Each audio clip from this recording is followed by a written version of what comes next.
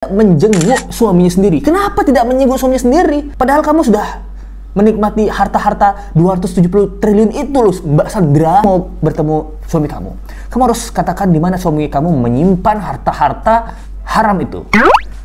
Daripada saya kasih tahu, saya nggak jadi jenguk, Pak. Nggak ada manusia segila itu baiknya seperti Harvey. Ya, tidak ada manusia yang segila itu yang bisa merugikan negara 271 triliun. Waduh, gitu. Negara juga nggak kepikiran ya, buset. Ada nih, ada nih orang yang bisa merugikan kita 200 triliun. Gile, gitu. Ya bener aja dong, rugi dong. Ya memang rugi, gitu. Pokoknya Rolls-Royce-nya yang hadiah ulang tahunnya Sandra Dewi itu juga telat bayar pajak, guys. 101 juta per tahun, 101 juta guys, itu bayar pajak mobil doang gitu. Sekarang bingung ya mau makan apa besok gitu, makan gue rakyat.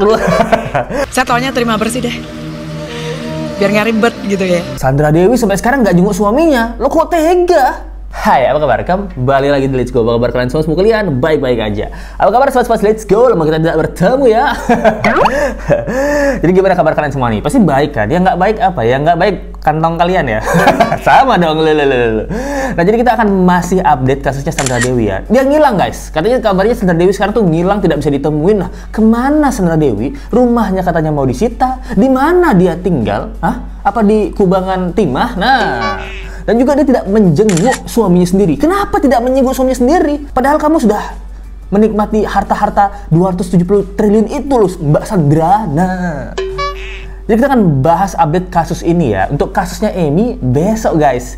Besok kita akan mendapatkan informasi apakah Chance Ewong Dermit gibahin nol bareng gitu tak nol empal gentong itu akan diperiksa polisi. Nah, besok kita tunggu kelanjutan Mama Amy gitu. Nggak cuma kalian yang nunggu, let's go, nungguin banget nih.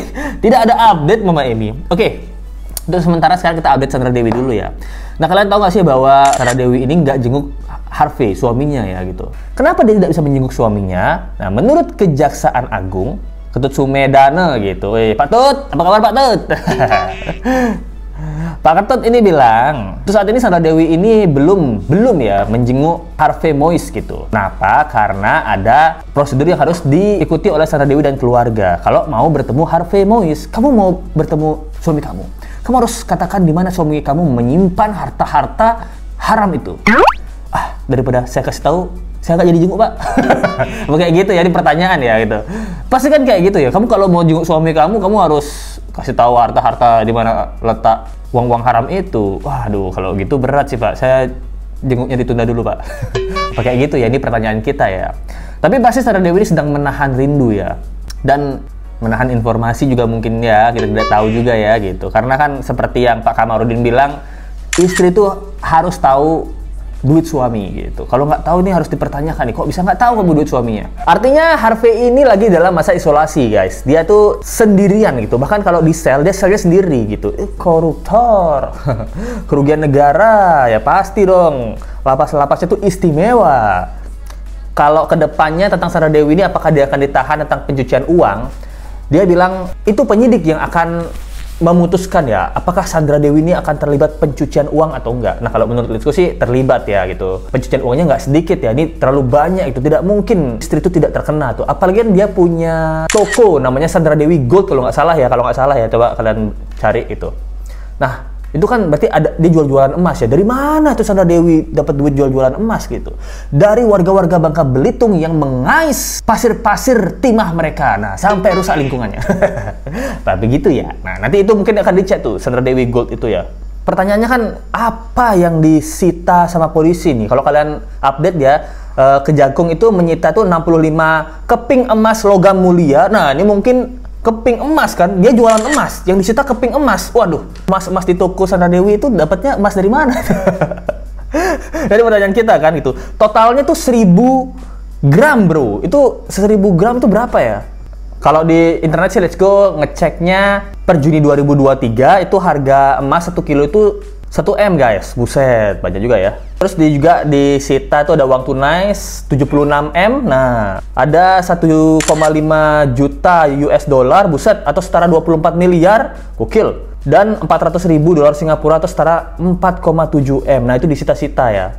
juga ada kabar ya, ini desas-desus yang digosip-gosip belaka bahwa rumah Sandra Dewi itu juga akan disita. Nah, pertanyaannya kan kemana Mbak Sandra Dewi ini tinggal nanti, Pak?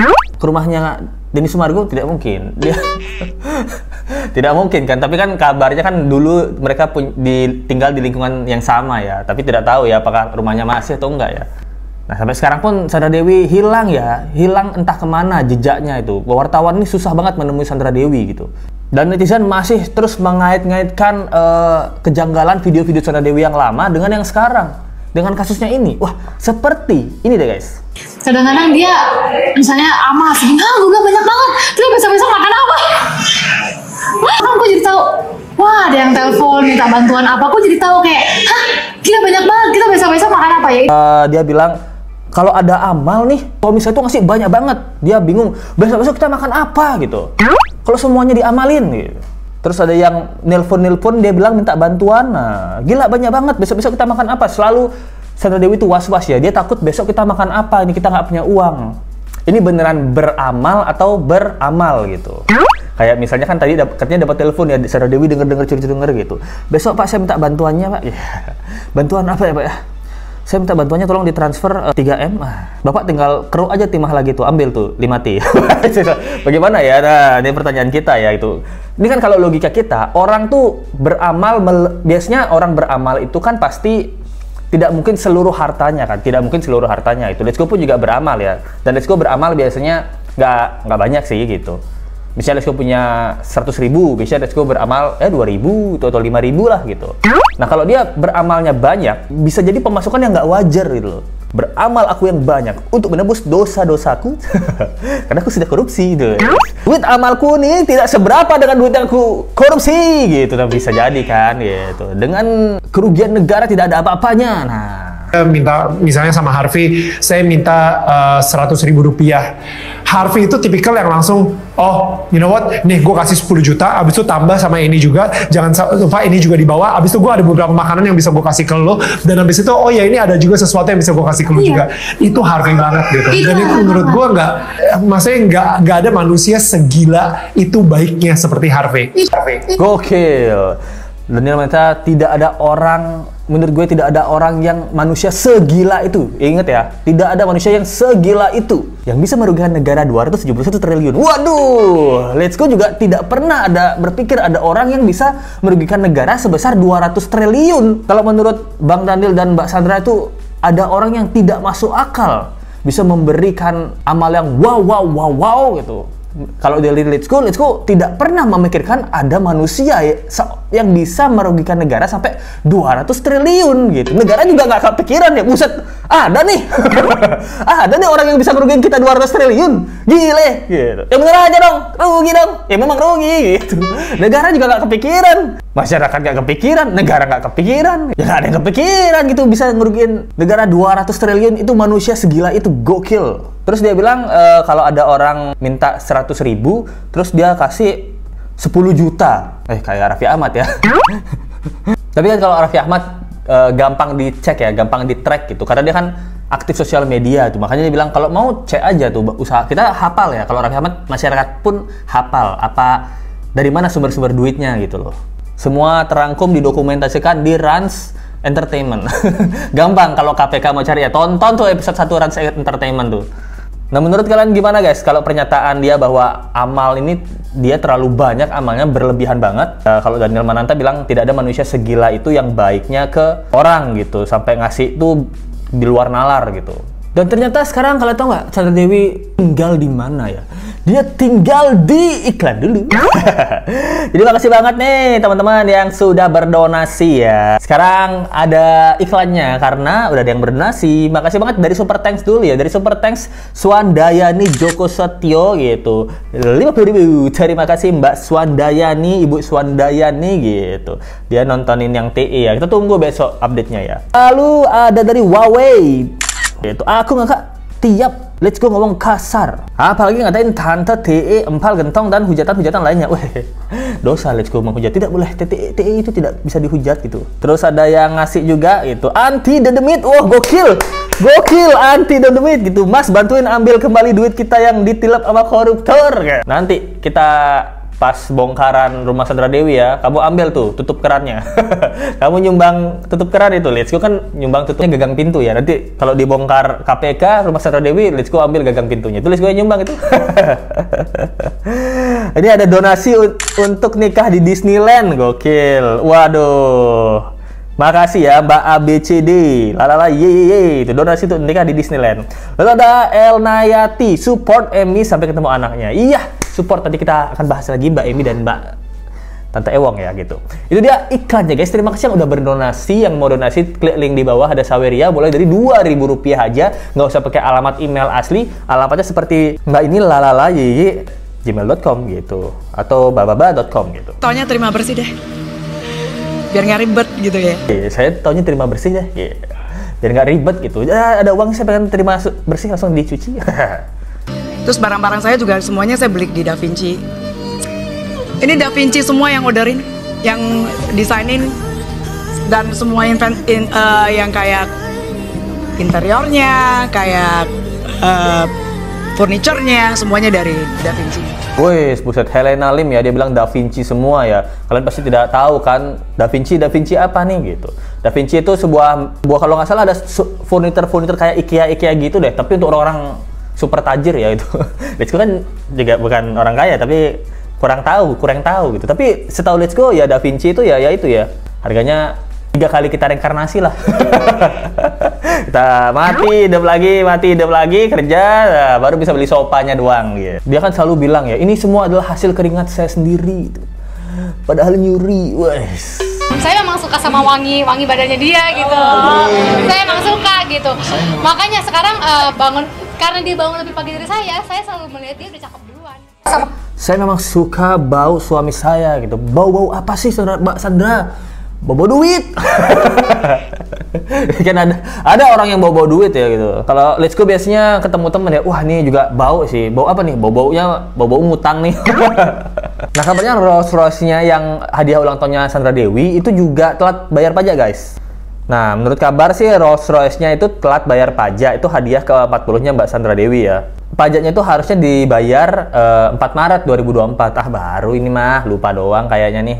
Kirain bayar pajaknya lambat 3 tahun gitu. Nah, per tahunnya harusnya Rolls-Royce-nya ini harga pajaknya ya itu dibayarin 101 juta per tahun. 101 juta guys. Itu bayar pajak mobil doang gitu.